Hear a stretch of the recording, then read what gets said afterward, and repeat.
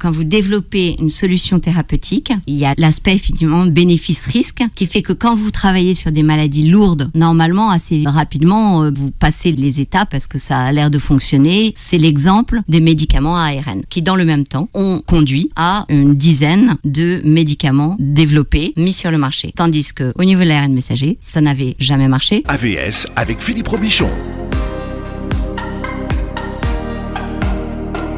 AVS à votre santé, mon invité ce matin est Alexandra Henrion-Caude. Bonjour et bienvenue. Bonjour Philippe.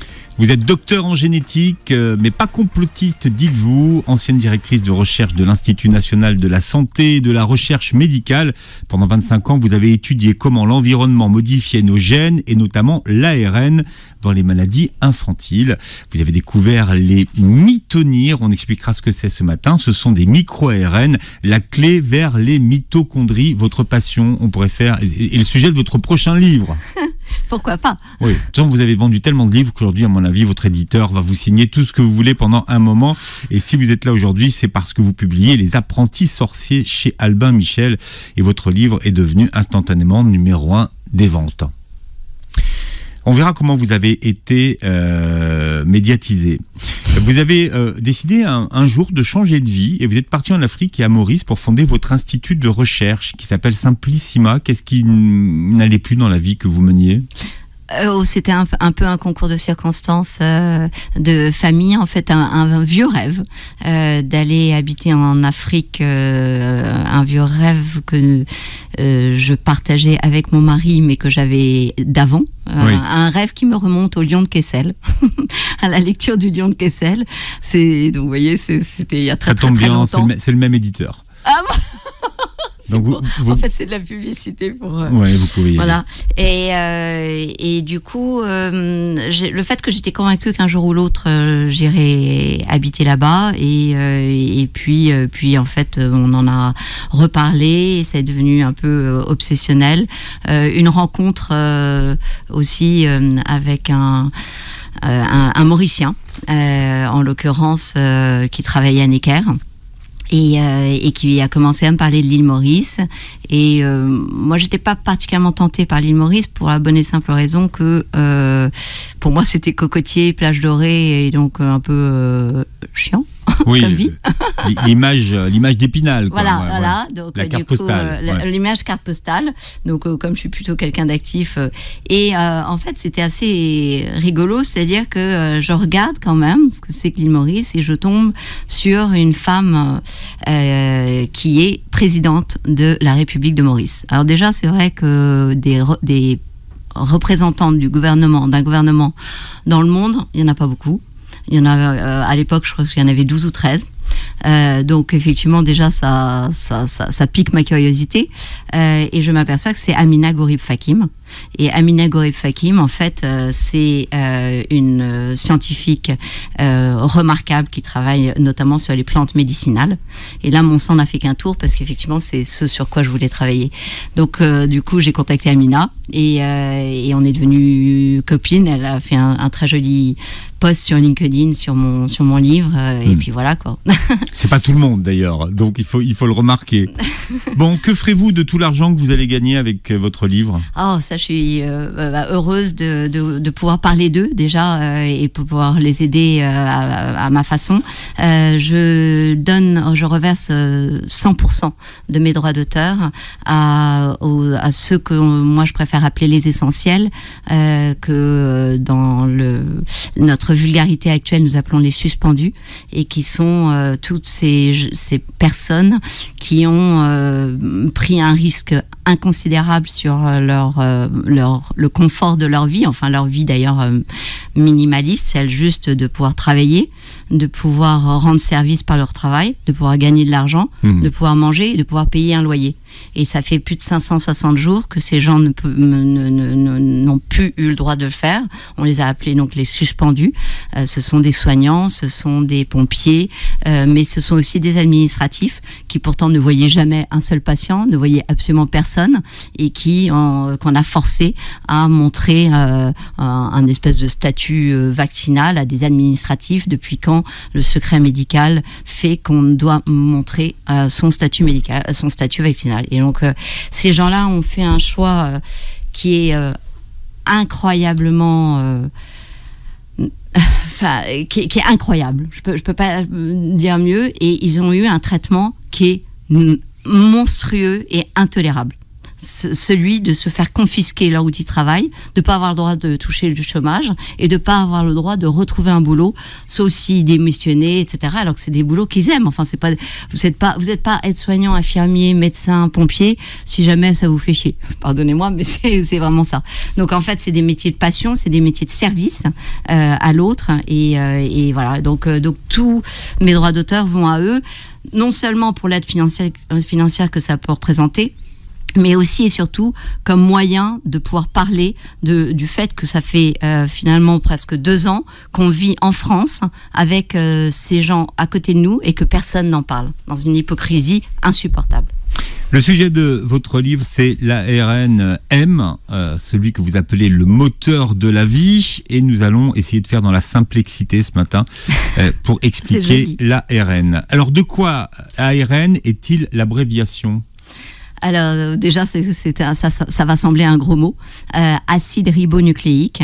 Donc effectivement, ce sont des molécules et qui sont des macromolécules un petit peu complexes. Ce sont des macros. On doit ça à un Français qui, nous apprenez-vous, s'appelle André Boivin, qui déjà en 1947 découvre l'ARN et puis il tombe dans l'oubli. Pourquoi ? Bonne question. Pourquoi Boivin tombe dans l'oubli ? Mon interprétation, peut-être qu'il y en a d'autres, mais c'est en tout cas ce qu'on voit souvent en science, c'est que quand vous faites une découverte un petit peu trop précocement, en fait, la communauté scientifique ne la comprend pas. Elle n'est pas mûre pour la comprendre, et donc elle tombe dans l'oubli, jusqu'à ce que d'autres scientifiques, un peu plus tard, en l'occurrence plus d'une dizaine d'années après, vont ressortir cela du chapeau et vont la rendre leur, en l'étoffant un petit peu et en ayant du coup un prix Nobel pour cela. Alors, le sujet de votre livre, c'est pas l'ARN, mais l'ARN messager. Qu'est-ce que c'est la différence entre l'ARN et l'ARN messager ? Alors, l'ARN, c'est une grande famille, donc cet acide ribonucléique, c'est une grande famille de molécules. Vous en avez des longs, des courts, des ronds, vous savez, c'est la famille des barbes à papa. Oui, c'est ça. On chante, si vous voulez, on peut y aller. On peut chanter, puisque Tariq nous a chanté tout à l'heure au Pays de Candy, on peut faire les barbes à papa. J'ai été accueillie au Pays de Candy. Après, je suis pas sûre que ce référentiel parle à tout le monde, parce que faut être sacrément vieux. Oui, on est vieux, c'est pour ça. Bien, mais en tout cas, tout ça pour dire qu'il y en a beaucoup. Donc, tout ça pour dire qu'il y en a beaucoup. Et il y en a un qui est à la fois message et messager, et c'est l'ARN messager. Voilà. Donc, on a mis combien de temps pour passer de l'ARN à l'ARN messager ? C'est finalement, si on regarde la découverte de Boivin, ça a été quasiment immédiat. C'est-à-dire qu'en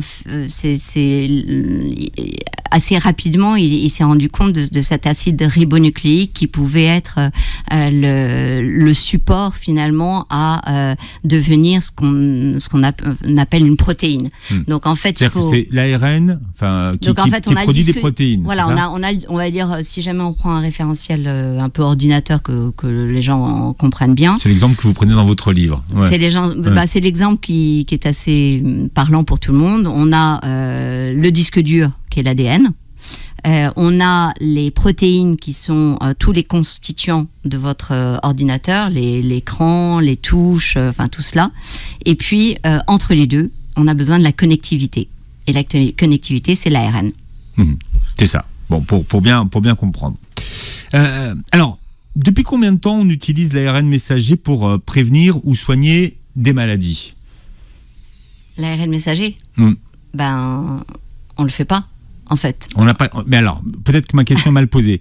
Depuis combien de temps est-ce qu'on essaye d'utiliser l'ARN messager pour prévenir ou soigner des maladies ? On a fait à peu près une vingtaine d'années de recherche sur l'ARN messager pour essayer de l'utiliser sous forme de, entre guillemets, vaccin. Ça n'a jamais abouti, c'est-à-dire qu'on n'a jamais été jusqu'à... Pour moi, aboutir, ça veut dire une autorisation de mise sur le marché. C'est assez clair, c'est-à-dire qu'en fait, à partir du moment où vous faites vos travaux, vous faites vos essais cliniques et puis vous arrivez à une solution qui fonctionne suffisamment pour qu'on vous donne les autorisations de mise sur le marché. Quand on travaille sur des maladies lourdes, comme par exemple des cancers ou comme en fait un certain nombre d'exemples sur lesquels ils ont travaillé. Alors oui, ils ont essayé quand même sur beaucoup de cancers. Vous nous dites que le premier essai de vaccin ARN messager, c'est le cancer de la prostate en 2000. Oui. Et ils ont travaillé 15 ans dessus. C'est ça. Ouais. Voilà. Et donc ils ont passé en revue un certain nombre de cancers ainsi. Et l'idée, c'est que, encore une fois, quand vous développez une molécule, quand vous développez une solution thérapeutique, il y a l'aspect effectivement bénéfice-risque qui fait que quand vous travaillez sur des maladies lourdes comme le cancer, normalement assez rapidement vous passez les étapes parce que ça a l'air de fonctionner et du coup vous arrivez sur une autorisation de mise sur le marché. C'est l'exemple que je prends aussi dans mon livre des médicaments à ARN qui dans le même temps ont conduit à une dizaine de médicaments développés, mis sur le marché. Tandis qu'au niveau de l'ARN messager, ça n'avait jamais marché. C'est ça qu'il faut comprendre. La différence, c'est ça. C'est qu'avec l'ARN, on a eu toute une série de classes de médicaments et pas pour l'ARN messager. C'est ça. C'est-à-dire que l'ARN messager, ça n'a jamais abouti. Et ce n'est pas parce que... Alors vous allez me dire, mais oui, mais d'un côté, les vaccins Covid, c'est la preuve que ça a abouti. Sauf que c'est en fait un petit peu aussi l'idée de mon livre, c'est de faire le point en espèce de mode pause, en disant, et si on faisait une pause, en regardant derrière, en se demandant si vraiment ça a marché.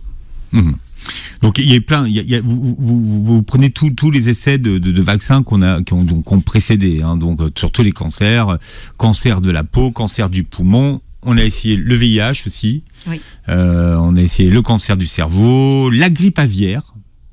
Également, le diabète aussi. Enfin, il y a eu énormément d'essais concernant cet ARN messager, et ce pendant 20 ans. C'est-à-dire qu'en fait, avant l'essai des vaccins Covid, il y a eu quand même pas mal d'essais qui n'ont pas été concluants.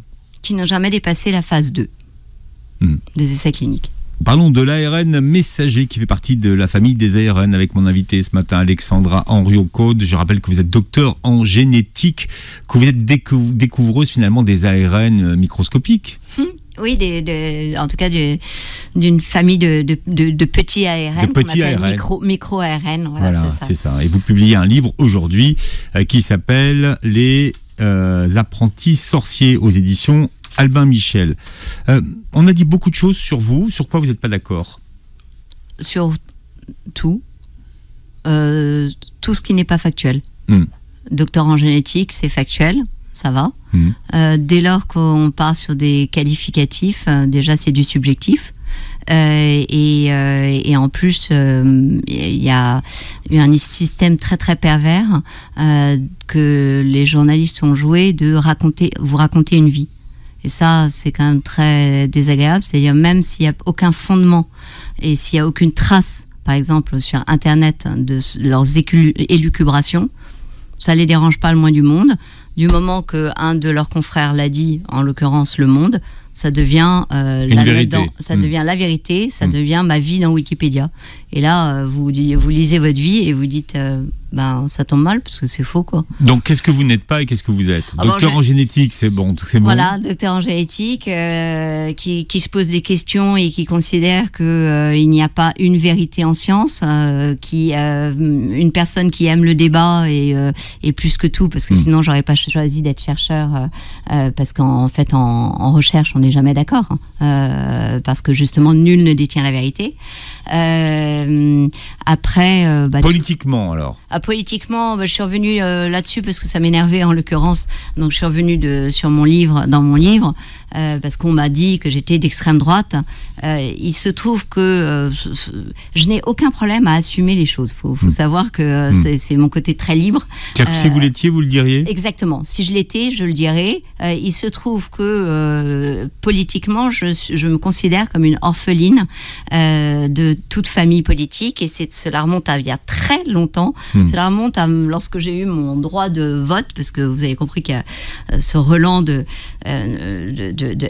heureuse en tant que femme, d'avoir un certain nombre de droits, donc notamment le droit de vote. Ça semble idiot, mais certaines femmes, il n'y a pas longtemps encore, n'avaient pas le droit de vote. Donc quand j'ai eu 18 ans et que j'ai eu le droit de vote, j'ai regardé et je suis allée dans toutes les meetings politiques, et donc j'ai cherché chez qui j'étais le mieux. Et ce que j'ai découvert, c'est que les journalistes racontaient n'importe quoi. Déjà à l'époque. Parfois, les journalistes pensent qu'ils sont aussi intelligents que les personnes qu'ils interviewent. Mais bien sûr qu'ils le sont. C'est pas une évaluation sur leur intelligence. C'est plutôt une évaluation sur leur neutralité. C'est-à-dire que moi je vois bien en sciences aussi, on essaye d'être neutre. Donc en fait, nous journalistes et scientifiques, on doit tout faire pour parce qu'on sait qu'on va être biaisé d'une façon ou d'une autre, et on doit vraiment s'arc-bouter sur rester le plus factuel possible. Et leur fact-checking à la con, pardonnez-moi d'être grossière. Alors le fast-checking pour tout le monde, c'est le fact-checking. Pas fast. Oui, remarqué, il est fast aussi. Le fact-checking, c'est vérifier les faits.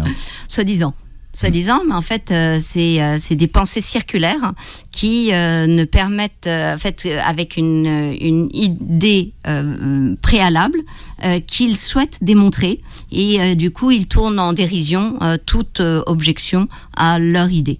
Donc, en fait, on est dans la propagande, tout simplement. Donc c'est quand même très très malsain, et ça ne me plaît pas, moi qui aime la pluralité de la pensée. Alors, il y a une idée que vous voulez déconstruire dans votre livre, c'est qu'on sait parfaitement ce qu'est l'ARN messager. Oui, alors d'une façon générale, dans notre domaine, on ne sait jamais parfaitement ce qu'est quoi que ce soit. Et a fortiori, une molécule qui va interagir avec une myriade de molécules. Vraiment, je parle justement de toutes les interactions, je parle aussi de ce mot du structurome, c'est-à-dire en fait le structurome, je ne l'ai pas trouvé en français, j'ai trouvé qu'en anglais. Oui, parce que c'est des termes, c'est des anglicismes probablement. Ça veut dire juste l'ensemble des conformations que peuvent prendre une molécule.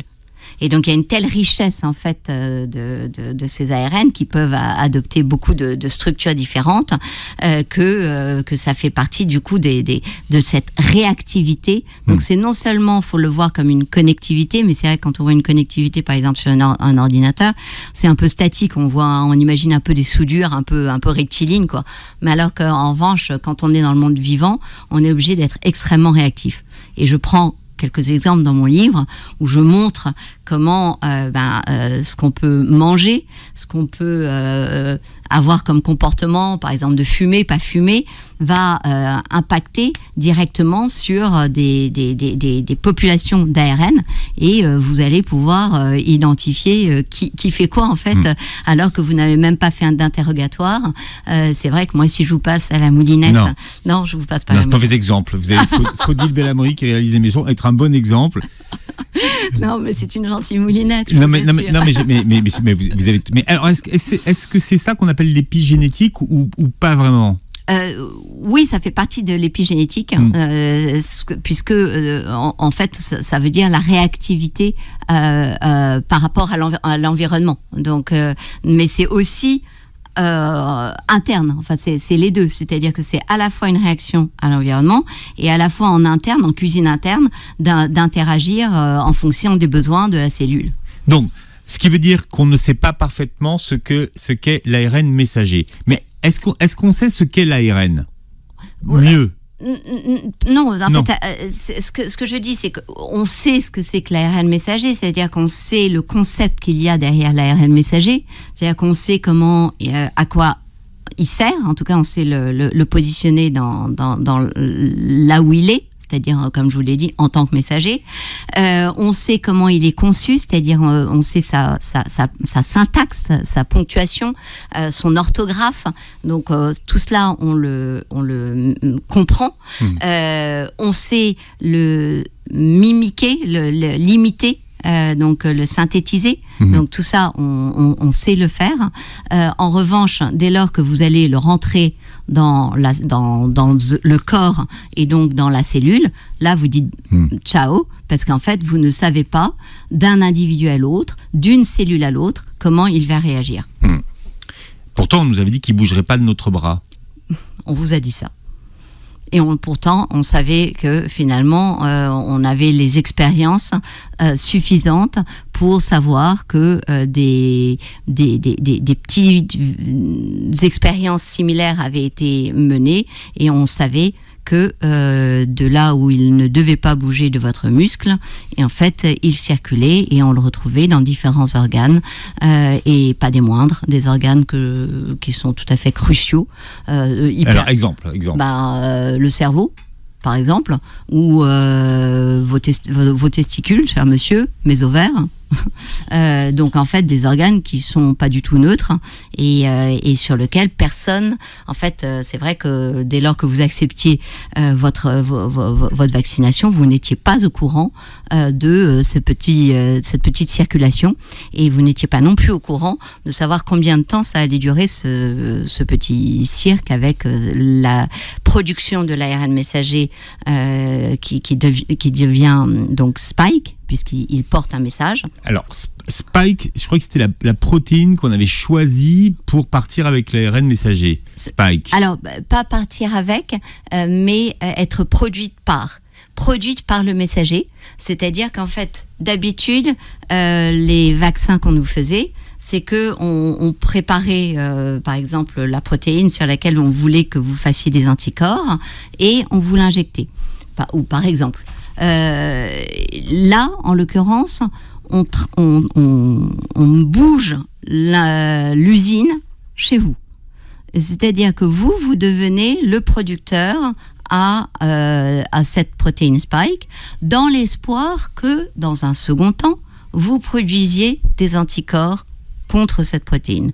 Autrement dit, vous vous imposez à la cellule, et le vaccin rentre dans la cellule et dit allez hop, là moi j'ai un message prioritaire à faire passer devant les petits copains, parce qu'il a été optimisé pour passer pour produire beaucoup de protéines, et il s'impose ainsi à vos cellules.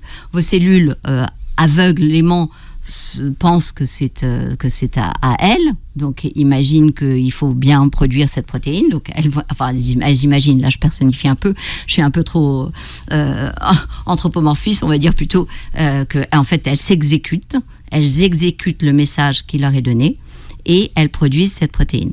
Et cette protéine va faire en sorte que tout d'un coup votre système immunitaire, reconnaissant une protéine qui n'est pas à elle, là va se mettre à faire des anticorps. Donc c'est dans un second temps, et donc ça aussi, je considère que ça n'a pas du tout été expliqué aux gens.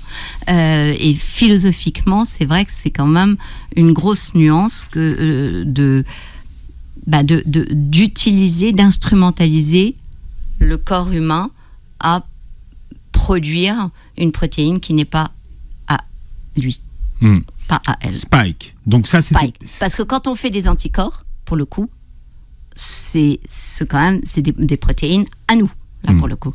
Donc vous voyez, c'est toute la nuance. Là, en fait, on nous fait produire une protéine qui n'est pas à nous. Est-ce que... alors, il y a une chose qu'on nous a dite aussi, c'est que ça ne modifierait pas notre capital génétique, finalement. Oui, on vous a dit ça.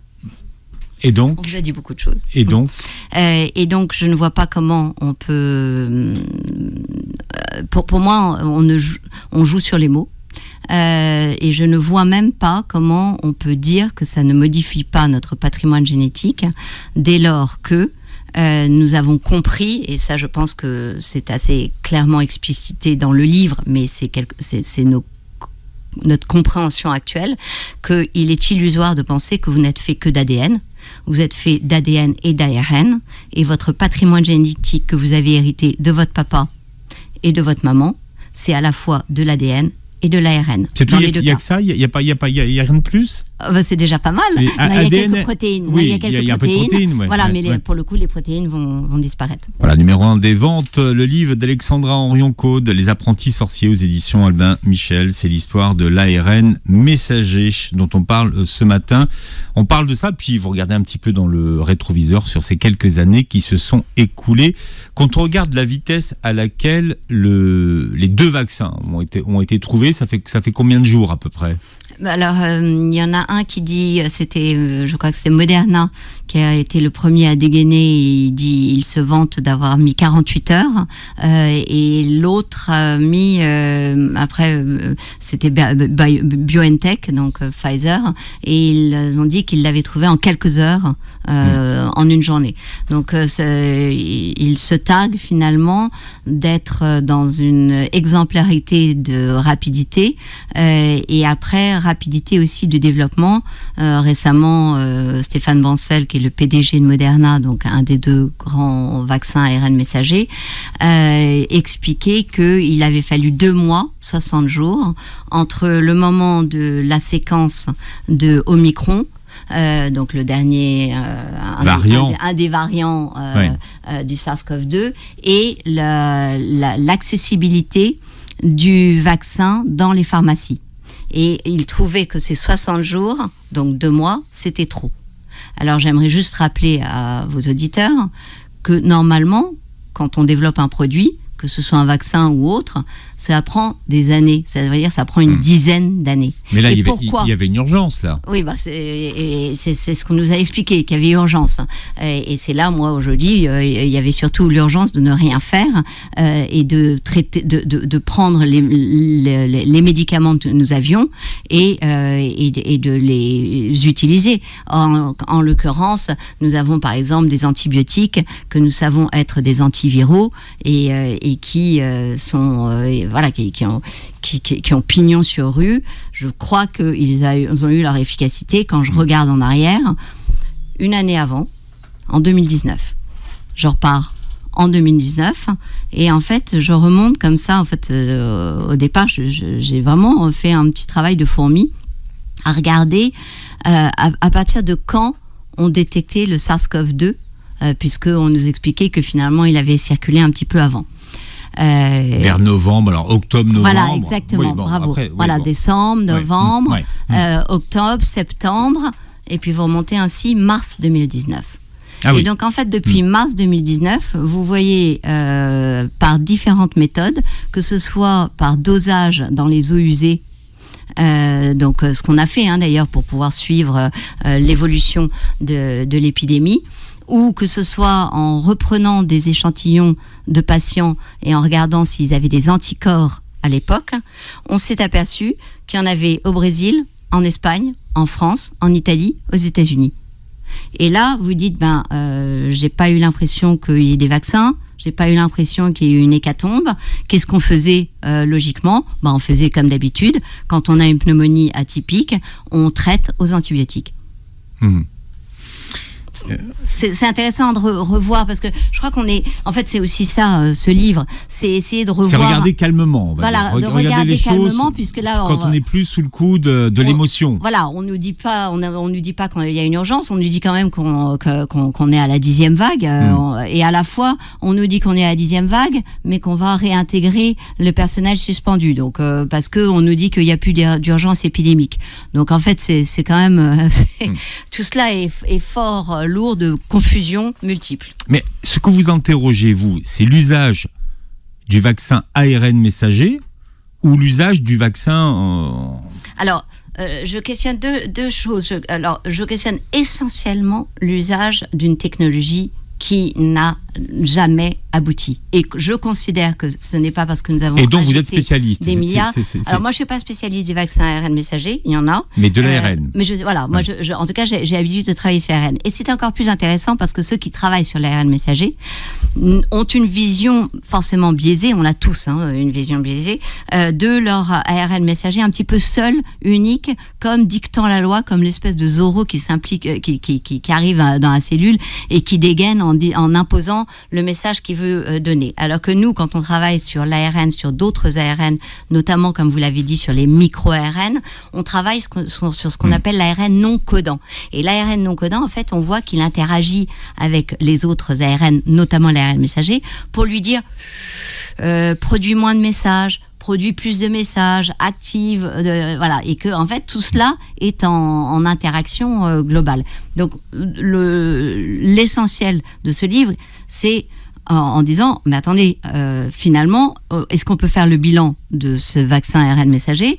Déjà, refaire la lumière sur ce qu'on nous a dit, on connaît depuis longtemps, ça marche super, ça a toujours marché, mais on a guéri des tas de cancers avec, ça reste dans le muscle, de toute façon, ça se dégrade tout de suite.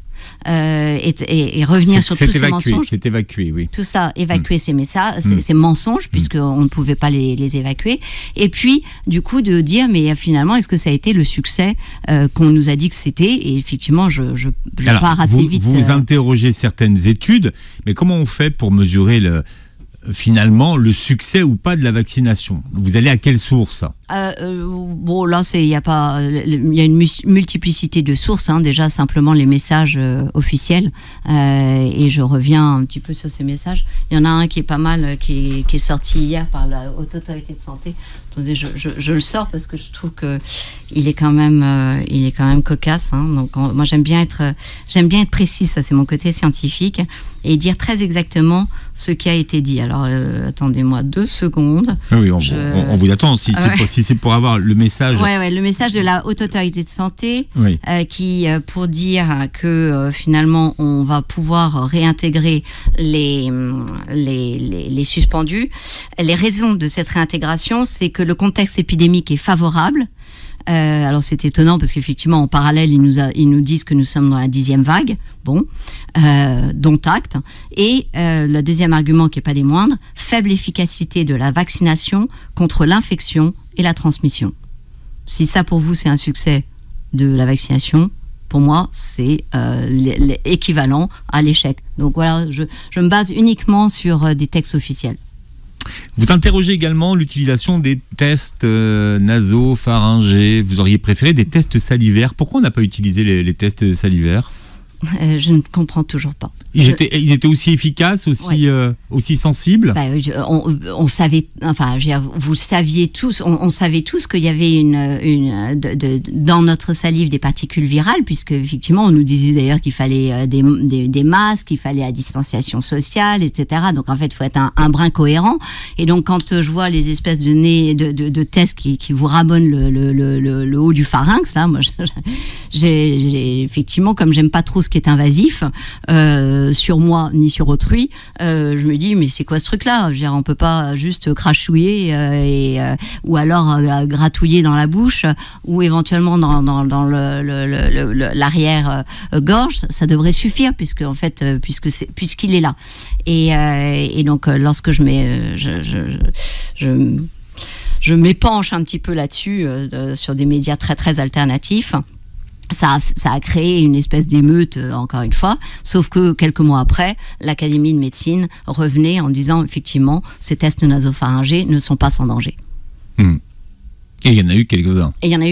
Et ça n'a pas changé. Et leur communiqué de presse, j'aurais espéré, devait d'ailleurs aboutir à un changement, notamment dans les écoles, à arrêter de faire ces tests sur les enfants. Et ça n'a pas été traduit dans les actes. Les fournisseurs de vaccins ARN fournissent-ils une liste des effets secondaires attendus ou pas ? Est-ce que sur leur site, par exemple, on la trouve ? Alors, je l'ai cherché, je la cherche toujours, hein, je ne l'ai pas eu. On est censé, alors moi j'ai vu cela sur un site canadien où on nous proposait de nous inscrire pour pouvoir accéder à cette liste-là. Et effectivement... Il fallait inscrire votre adresse mail ? Ouais, enfin, en fait, il y avait un espèce de site où on inscrivait son adresse mail et on était censé avoir un accès. Et hélas, je n'ai toujours pas. Voilà. Donc ça fait partie de... Après, vous êtes inscrite. Après m'être inscrite. Ouais. Et après avoir demandé à plein de gens de le faire parce que je me suis dit mais c'est peut-être parce que je suis pas au Canada. Enfin, je trouve toujours beaucoup d'excuses à tout le monde avant de me dire que non, en fait, dans les faits, ça marche pas, quoi. Voilà. Donc c'est vrai que je reviens notamment dans le livre sur les promesses qui sont très édulcorées de Pfizer sur l'efficacité de leur vaccin. Et alors, quelles sont les promesses qui n'ont pas été tenues ? C'est-à-dire qu'en fait, là, il faudrait retourner. Vous les avez pas vus dans mon livre, mais c'était. Non, je les ai vus. Je sais plus quelle page c'était. En fait, je revenais parce que c'est assez. C'est à nouveau. Il faut. J'invite vos éditeurs à lire mon livre parce que c'est assez saisissant quand même, pour le moins, de voir. Ils peuvent après aller sur le site de Pfizer même et de voir ce qui est dit. En gros, il y a deux raisons. Moi, la deuxième raison, elle m'a tellement choquée que j'en suis pas revenue. Il y a deux raisons pour lesquelles vous devez vous faire vacciner. Et la deuxième, c'est parce que il y a peu d'effets secondaires. Ou il y a quelques effets secondaires. Je sais plus. Il faut vraiment tourner vous qui avez le sens de la formule. Oui, c'est ça. Mais alors là, faut l'inventer, ce truc-là. Donc il faut que. Alors attendez, parce que mais comment on mesure aujourd'hui ce qu'on peut imputer au vaccin et à la vaccination ? Alors, il y a eu des listes d'effets secondaires qui étaient notamment indiquées par Pfizer, indiquées par des partenaires de l'OMS. Il y a en plus toute la pharmacovigilance. Donc, il y a beaucoup de moyens de se renseigner sur les effets secondaires et on s'aperçoit qu'ils sont à la fois très nombreux et à la fois très graves, contrairement à ce qu'on aurait espéré. Bien, Les Apprentis Sorciers chez Albin Michel, votre livre est numéro 1 des ventes. Tout le monde veut savoir ce qu'il y a derrière cet ARN messager. Alexandra Henrion-Cône, merci d'avoir été avec nous ce matin. Vous réécouterez l'émission en podcast, elle est disponible sur tous les sabbats. Vous avez trouvé. Voilà. Alors pourquoi vous devez vous faire vacciner ? Pour vous aider à vous protéger. Déjà, c'est assez sibyllin, donc pour vous aider à vous protéger, ce qui montre bien, alors là, pour le coup, on est un peu d'accord, c'est que en fait, ça ne va pas suffire à vous protéger. Donc et faire votre part pour votre collectivité. C'est un langage sur lequel moi, je laisse chacun en réfléchir. Bref. Donc ça, c'est le bandeau publicitaire de Pfizer même. Et puis, deuxième raison, parce que la plupart des effets secondaires sont habituellement légers ou modérés et sont de courte durée. On espère bien, non, quand même.